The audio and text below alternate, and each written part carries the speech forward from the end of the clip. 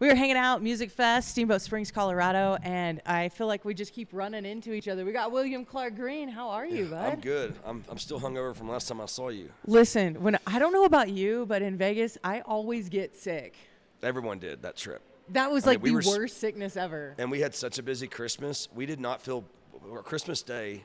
We missed Christmas Day Mass with her family, and it was my wife's family, and we did not feel better till right before New Year's. We were just completely wiped out. We were just done for. Yeah. Well, glad to see you're surviving up here. Barely. Yeah, I'm hanging on by a thread. So. Did you see any shows? Have you seen any? I went and watched Dos Borrachos last night with Kevin and Roger, and because I just love them to death. And I stood out front and had a blast with some friends, and then I watched Shane from backstage last night, and then it was a lot of fun. So. How was that versus being in the crowd watching it? It was awesome. Do you get stopped when you're out there? Well, I have a ghillie, so because it's like it's not that it bothers me. It's just I think that I don't want to draw attention away from the stage, right? You know? Yeah, and so that's kind of my deal. So I do try to camouflage, but just for that reason, not because I don't want to talk to anybody. But it's just you want to enjoy the show from that angle. It's also I think it's disrespectful to go out there and take attention away. You know, it's like So, but yeah, I have a ghillie hat, and so it's fun. And then after take a few pictures, then I kind of sneak backstage just so I didn't. Make a scene or anything like that. Not like I'm freaking big. You got to hide the hair, It's just an easy target. But yeah, it was really fun from watching out there, and don't get to do it very often, so it's awesome. This is one of those great things about this music festival is you get to catch up with your friends. This is one of those places that, I mean, we're kind of. It's not like we're on an island, but I feel like we are. We're all snowed in together. Right. Yeah, and it's the mountain's so great, and everyone always says happy Steamboat. It's just attitudes are great, and everyone's happy to be here, and everyone's happy to leave. At the same time, which we got to talk a little bit about. Y'all are out here playing with the Panhandlers. Yeah. Are you doing any shows by yourself, or is it just Panhandlers? So I'm doing. We're playing at 3:00 today on the outdoor stage. We haven't done the outdoor stage in years. So. And it's snowing too. Yeah, it's snowing. So it is a beautiful day, but it's going to be cold, and so it'll be interesting. And they have these heaters on stage, and they really. Do they work? Well, yeah, but they affect your guitar. So it's like, so it makes your guitar go out of whack. So it's kind of like, it's nice they're there, but it also like, man, it's kind of a pain. Yeah. And then tonight, me, Josh, Cleto, and John are playing on Thunderhead. And then tomorrow we have an acoustic show, just me, and then we have a full band Panhandlers show in the tent. So. And y'all are kicking off the Panhandlers tour. Yeah. I guess basically here is what you could say, right? Yeah, I'd say the big tent show is kind of our official first full band show, and then we head off to Denver, and we got a handful of shows after that. We'll be in Dallas and Houston and Green Hall, and be a fun 2 weeks. That's got to be a different, because you just finished up or wrapped up your Blow Up Your TV tour with Drake. Yeah. So this is like, almost like, I want to say it's like frat boy fun, because y'all all are from West Texas, right? Well, we're not all from West Texas, but we are. I'm from East Texas, but I've lived in West Texas longer than I've lived in East Texas in my life. But it's just, for me, West Texas and Lubbock especially is where my career started. It's where, I found myself and found some of my best friends, and it's always, Lubbock's always been home to me. And I've been in the Abilene area for 6 years, and now I've been in Fort Worth for 4 or 5 years. Yeah, you're back over a little bit closer central. Yeah, and that's like where the West begins. I still don't think Fort Worth's West Texas, but, it makes myself feel better about it. But, and a lot of my Lubbock friends have migrated to Fort Worth, and it's just, yeah, it means a lot, and it's such an easy gig because the pressure's off. Yeah, we don't have to. I don't have to sing every song. I'm singing, a verse. You get to play a lot more. I get to have fun. It's really relaxing. I used to get so nervous about it, but it really is just like I kind of feel like a side guy. I feel like a band member, as opposed to like. You're in control of everything. Well, and I'm also singing the entire time during our shows. 90 minutes. I'm literally yelling into a microphone for 90 minutes straight, or talking. It's nice to kind of sit back and just drum my guitar and take a sip and just kind of it's so nice. So do you change what you're drinking when you're playing with the Panhandlers versus by yourself? Yeah, because it's like I can drink way too much because I have so much. I've idle time. It's just like so. We're gonna water this drink down tonight, right? A little less stiff drinks for sure. And so, but man, it's been really fun, and it's stressful.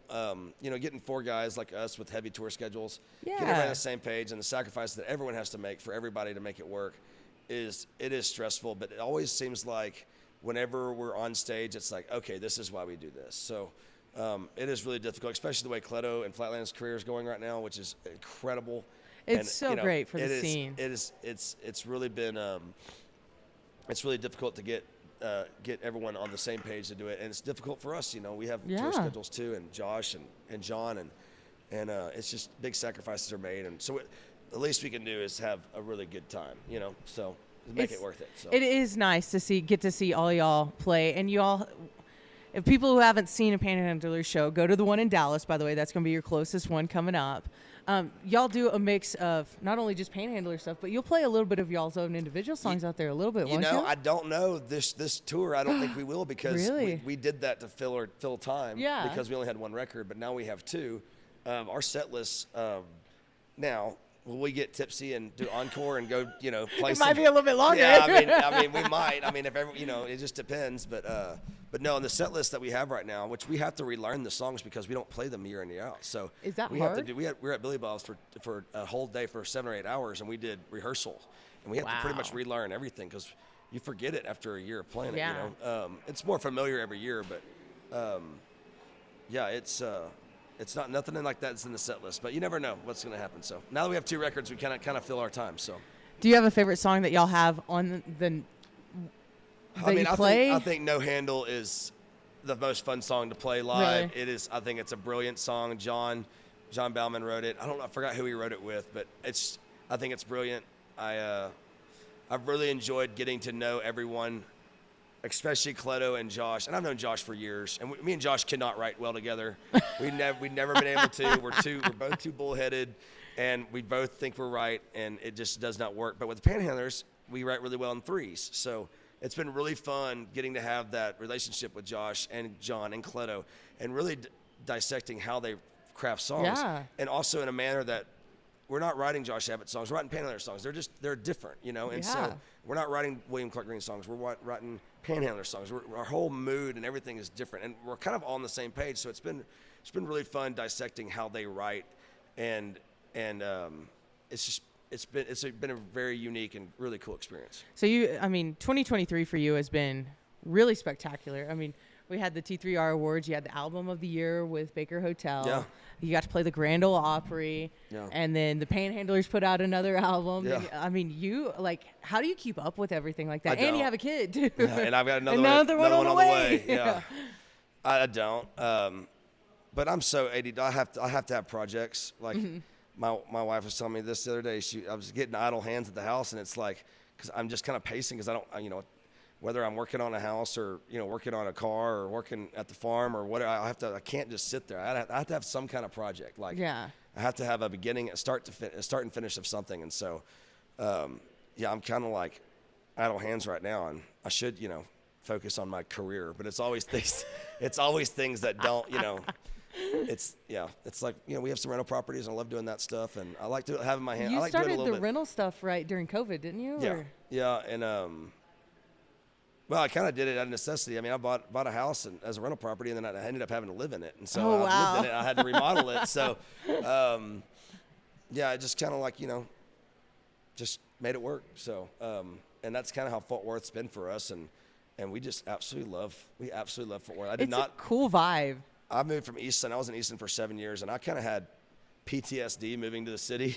Like, man, I would get real like uncomfortable, and I didn't, I need to go to Eastland. I need to get out of here. I feel like the walls are closing on me, and once I kind of got over that, I've really thoroughly enjoyed Fort Worth, and hate to hear about that explosion downtown. I know. I haven't heard much information on it. I heard there's no fatalities. No fatalities. There was 11 injuries that were out of it.